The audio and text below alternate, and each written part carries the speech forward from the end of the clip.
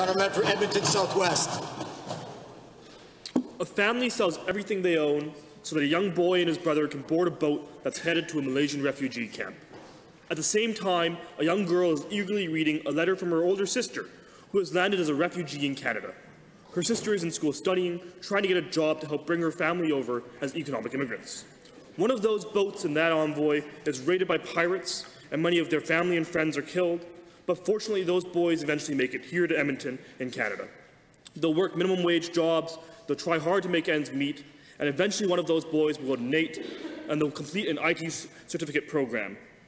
He'll meet that young girl who's now immigrated to Canada. They'll fall in love and get married on Canada Day. They'll have one daughter, Mr. Speaker, named Tiffany. She'll go on to attend the University of Toronto and Harvard University for her master's in landscape architecture. Now, they'll have one boy as well. He's fairly average. He's a little bit of a nerd.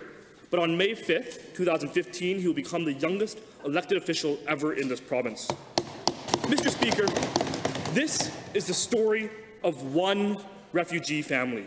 It's one story.